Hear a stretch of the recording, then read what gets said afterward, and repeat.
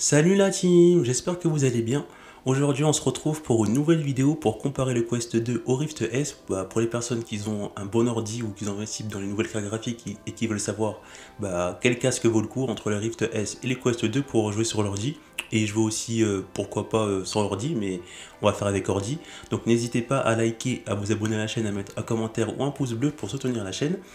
Donc on commence pour comparer les deux casques. Donc par défaut, si vous achetez le Quest 2 avec la version basique 64 Go, vous allez payer que 349 euros. Et si vous prenez la version supérieure à 256 Go, vous allez donc payer 100 euros en plus, donc 449 euros. Et le Rift S par défaut, il est à 449 euros.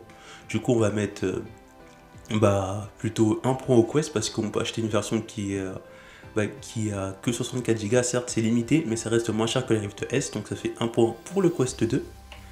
Maintenant, au niveau des matériels, ça va faire plutôt un point pour le Quest 2 parce que le Quest 2, il est à la fois autonome, il peut fonctionner sans PC, et on peut jouer avec de manière filaire et non filaire avec des jeux VR sur PC, donc ça va faire un point pour le Quest 2, alors que le Rift S, il fonctionne exclusivement que sur PC. Donc on descend toujours. Donc au niveau des suivis de mouvement, on a 6 degrés de liberté sur le Quest 2 et sur le Rift S, donc ça fait un point chacun. Au niveau des manettes, on va descendre.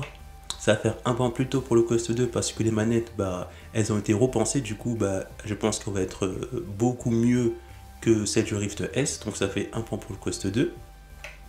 Par contre, au niveau de la sangle de la tête du casque, ça va faire plutôt un point pour le Rift S parce que le Rift S a une sangle beaucoup plus agréable que sur le Quest 2. Parce que la sangle du Quest 2, c'est un sangle souple, comme c'est marqué ici. Alors que la sangle sur le Rift S, c'est un bandeau d'halo. Après, il est possible, lorsque vous précommandez le Quest 2 sur leur site, de prendre une sangle qui est similaire au Rift S, mais il va falloir rajouter de l'argent, du coup ça va être beaucoup plus cher que le Rift S, du coup le point va au Rift S. Maintenant, on va comparer le reste. Donc maintenant, on va parler des éléments optiques. Donc on va parler du Rift S, il a un écran LCD avec une résolution de 1560 x 1440. Si on regarde pareil, on va dire que il y a une définition de 1280 x 1440 pixels pareil. Et il a un taux de rafraîchissement de 80 Hz. Alors que si on compare avec le Quest 2, donc lui il a une résolution pareille de 1834 x 1920, donc qui est déjà au-dessus du Rift S, et il a un taux de rafraîchissement de 60, 72 et 90 Hz. Je pense, si je me rappelle bien, que les 90 Hz, ils étaient sur le premier Rift normal, alors que sur le Rift F, ils sont passés à 80 Hz. Ça veut dire que déjà, on a un taux supérieur en Hz sur le Quest 2, et on a un taux de résolution pareil supérieur que sur le Rift S, du coup, le point va au Quest 2. Ensuite, au niveau du son, les sons sont à peu près similaires, du coup on va passer. Et jeux application, le point va aller au Quest 2 parce qu'on peut jouer à des jeux applications soit sur l'ordi ou soit directement dans le casque. Et au niveau du stockage, on en a parlé au début, le point va au Quest 2 parce qu'on peut le payer 349 euros avec un stockage limité. Du coup, maintenant on va parler au verdict. Pour moi, il n'y a vraiment pas photo.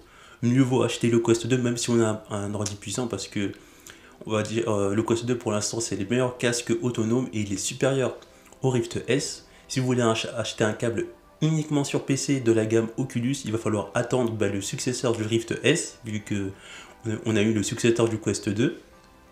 Mais si je m'attarde sur la stratégie marketing de Facebook, je pense que au fur et à mesure, il n'y aura plus de Rift et ça sera que des Quest parce que la future de la VR, ça va être des câbles sans fil avec PC ou sans PC.